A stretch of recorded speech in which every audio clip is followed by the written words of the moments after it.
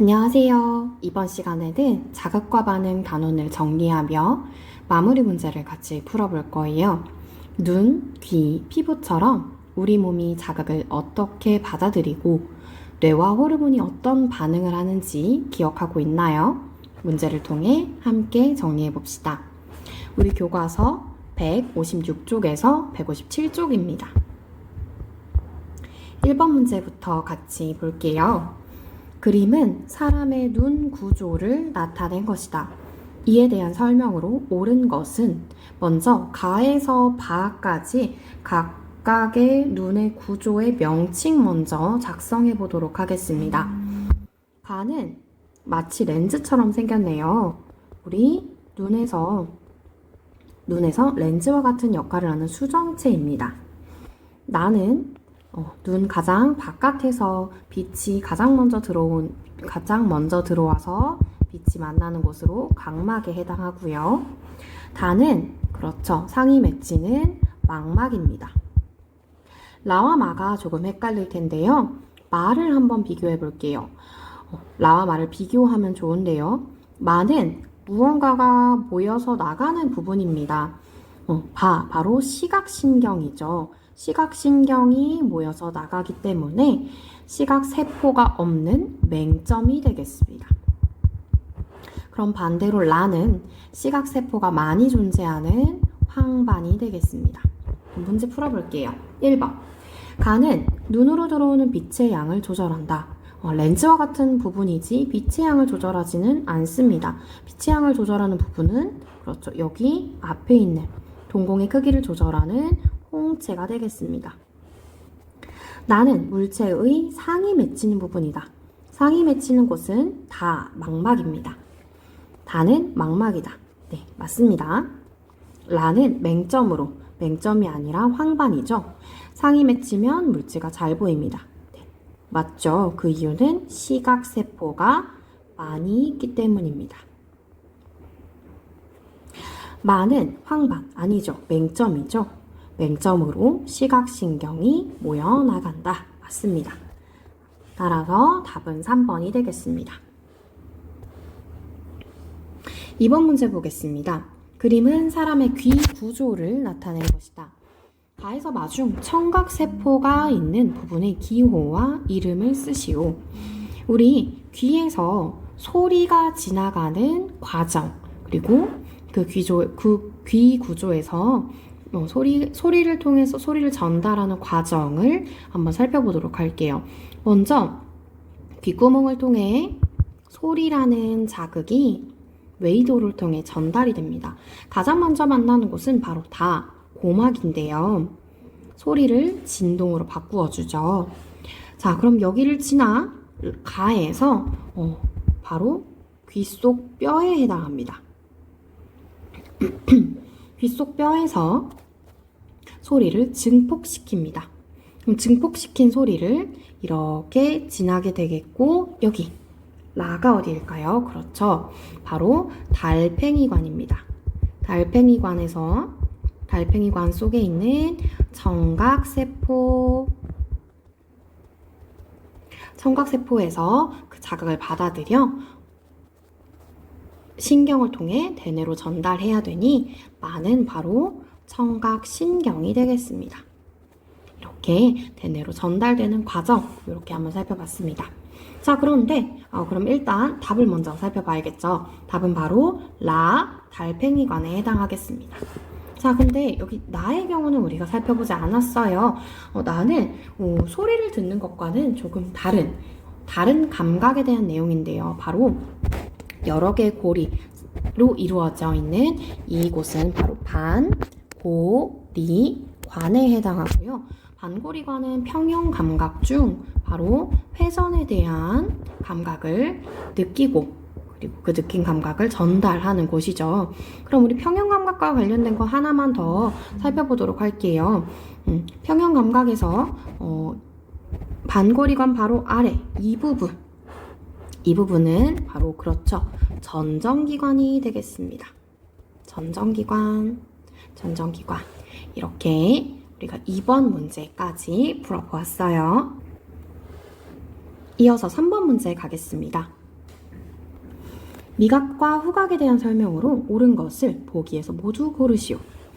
미각은 기체 물질을 자극으로 받아들인다. 기체가 아니라 액체 물질을 자극으로 받아들입니다. 아니죠. 틀렸죠? 우리가 평상시 느끼는 음식 맛은 미각과 후각이 합쳐진 것이다. 네, 맞습니다. 미각과 후각의 상호작용을 통해 우리가 평소에 음식 맛을 느낍니다.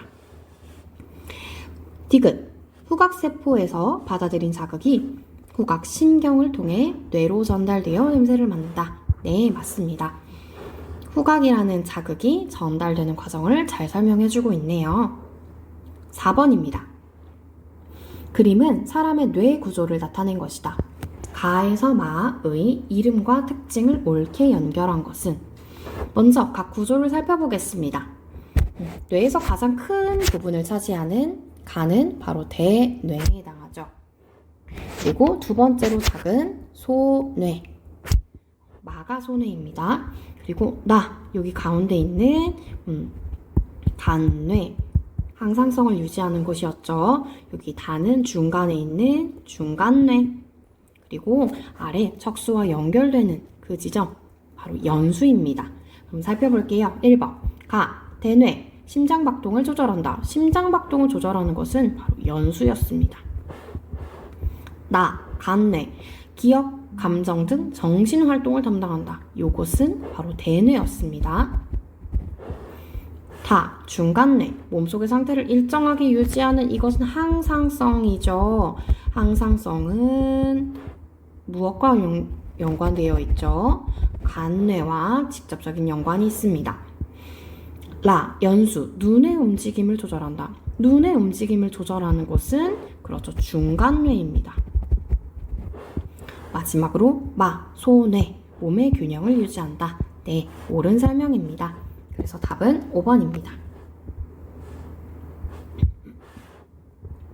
5번, 체온이 조절되는 과정에 대한 설명으로 옳은 것을 모두 고르면 체온 조절에 대한 내용인데요. 우리 체온을 조절할 때에는 신경과 호르몬을 같이 작용시켜서 우리 몸의 체온을 일정하게 유지했습니다.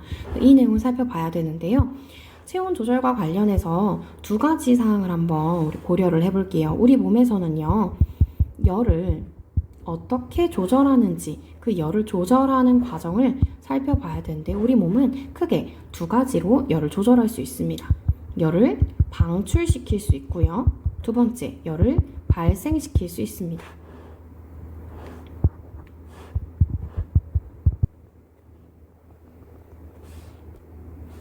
자, 먼저 열을 방출시키는 방법은 바로 땀을 내는 방법이죠. 땀을 내면 열을 방출하면 바로 체온이 감소하게 됩니다. 반대로 열을 발생시키는 방법은 두 가지 방법이 있었는데요. 첫 번째, 그렇죠. 근육을 떨리게 하죠. 또는 그렇죠. 두 번째로 호르몬, 티록신이라는 호르몬을 분비하여 세포 호흡을 촉진시켜 둘 다 열을 발생해서 따라서 이 두 경우는 모두 다 체온을 증가시키는 방법입니다.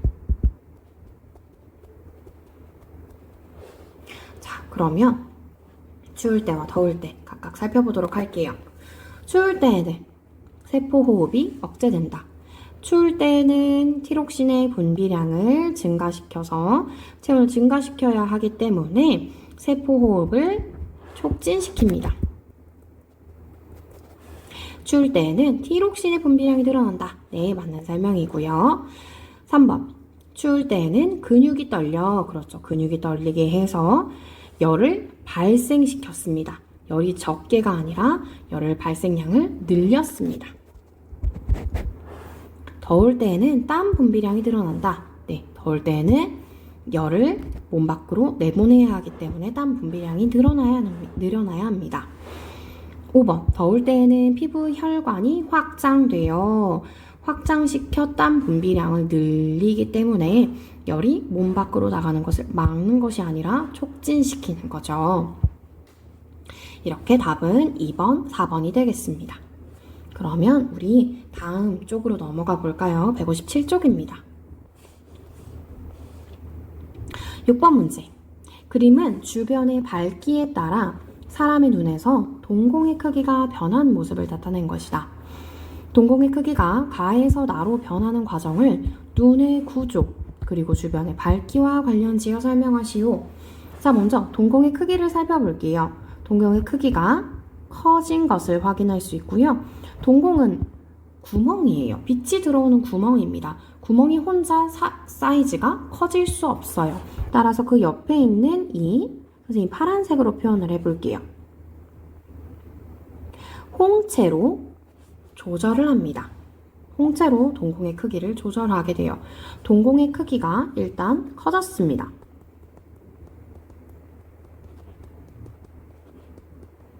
동공의 크기가 커졌다는 것은 주변의 밝기가 밝아진 걸까요? 어두워진 걸까요? 그렇죠. 밝기가 바로 어두워진 것입니다. 주변의 밝기가 어두워져 빛의 양을 더 많이 들어와야 하기 때문이죠. 눈으로 들어오는 빛의 양을 늘리기 위해서 그렇다면 홍채에서는 어떤 일을 한 걸까요? 그렇죠. 홍채가 좁아졌습니다. 또는 수축했다라고도 이야기할 수 있겠네요. 이렇게 동공의 크기를 이용하여 주변의 밝기에 따라 빛의 양을 조절하는 과정 살펴보았습니다. 7번입니다. 그림은 뉴런 가나다가 연결된 모습을 나타낸 것이다. 뉴런 가나다의 이름을 쓰고 자극이 전달되는 방향을 설명하시오. 자, 먼저 우린 수업 시간에 뉴런의 종류에 대해서 배웠습니다. 뉴런의 종류에는요, 감각 뉴런, 그리고 연합 뉴런, 그리고 운동 뉴런, 이 세 가지의 뉴런이 있는 것을 알 수 있는데요. 감각 뉴런은 감각 신경을 이루고 있고요. 연합 뉴런은 중추 신경을 이루고 있고요.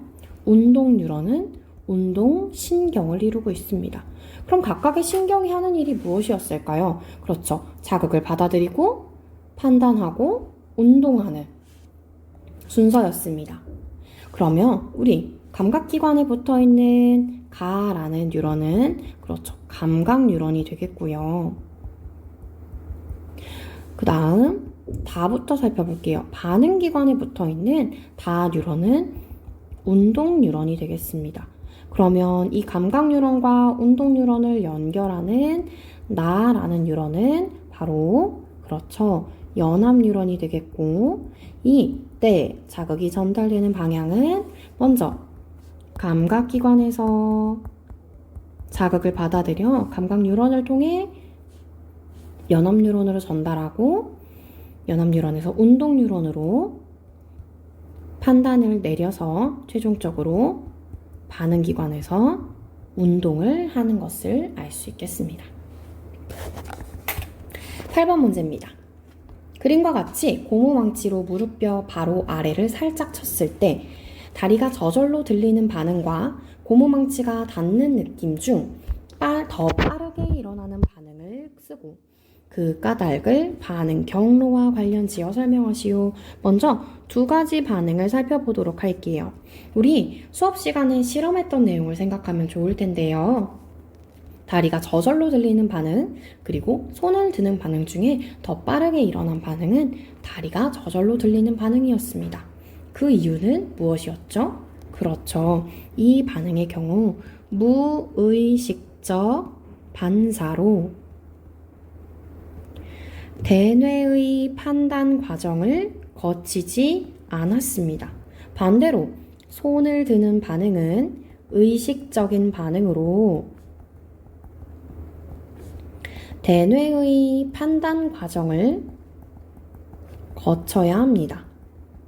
따라서 반응 경로와 관련 지어서 왜 이 반응이 더 빠르게 일어나는지 설명하려면 그렇죠. 이유는 이렇게 적으면 되겠네요. 대뇌의 판단 과정을 거치지 않아 가는 경로가 그렇죠. 짧고 단순하기 때문이다.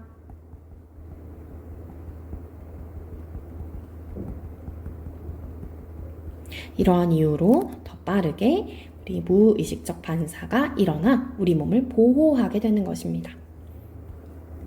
9번 문제입니다. 그래프는 건강한 사람이 식사를 했을 때와 운동을 했을 때 혈당량의 변화를 나타낸 것이다. 구간 기억과 니은에서 작용하는 호르몬의 이름을 각각 쓰고 그렇게 생각한 까닭을 함께 설명하시오. 단, 구간 기억 니은에서 작용하는 호르몬은 모두 이자에서 분비된다. 우리 수업 시간에 배웠던 내용 한번 생각해 볼게요.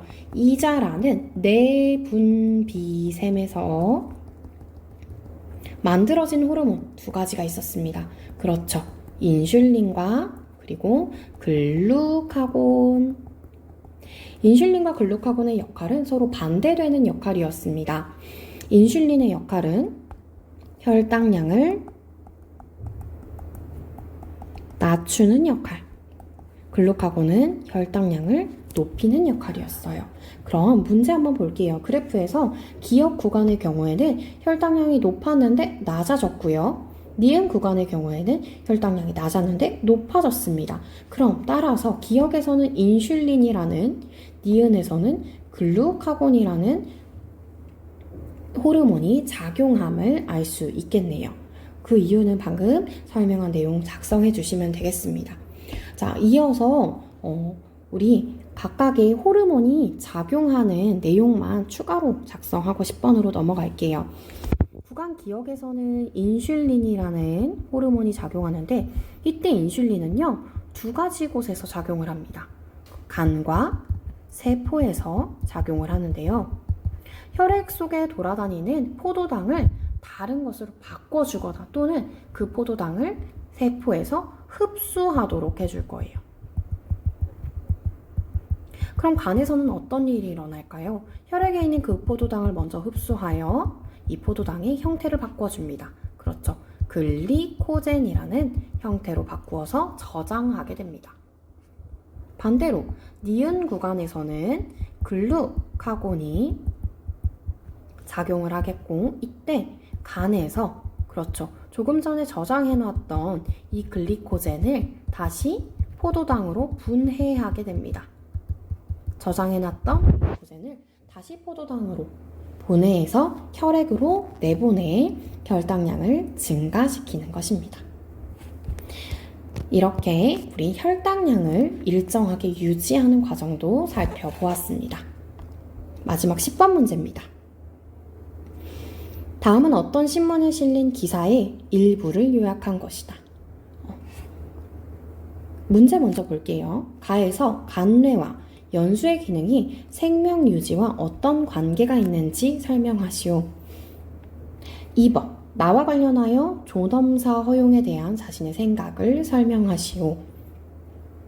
자, 이 문제는 여러분들이 이 일부를 충분히 시간을 내어 읽어보시고요. 선생님은 가만 보도록 하겠습니다. 김모 씨는 사고로 머리에 큰 충격을 받아 쓰러졌고 대뇌가 손상되어 의식이 돌아오지 않았다. 의사는 김모 씨의 뇌 중 간뇌와 연수가 재기능을 하므로 생명을 유지하는 것은 가능하다라고 진단하였습니다. 그럼 이를 통해 보았을 때 간뇌와 연수는 생명 유지와 어떤 관계가 있을까요? 우리 이전에 4번 문제를 통해 간뇌와 연수의 기능을 살펴보았습니다. 간뇌는 항상성을 유지하는 일을 했고요. 연수는 심장박동 그리고 호흡 운동을 조절했습니다. 호흡 운동 조절을 하였습니다. 이를 통해 볼 때 간뇌와 연수는 모두 생명 유지와 직접 관련이 있다라고 얘기할 수 있겠네요. 자, 이와 같이 김모 씨와 같이 의식이 없는 환자가 생명을 연장하는 치료를 중단하고 죽음을 받아들이는 것을 존엄사라고 하는데요. 이 존엄사 허용에 대한 여러분들의 생각을 한번 작성해보는 시간이 되었으면 좋겠습니다. 우리 여기까지 문제를 풀면서 우리 몸의 놀라운 반응 시스템을 다시 한번 공부해 보았습니다.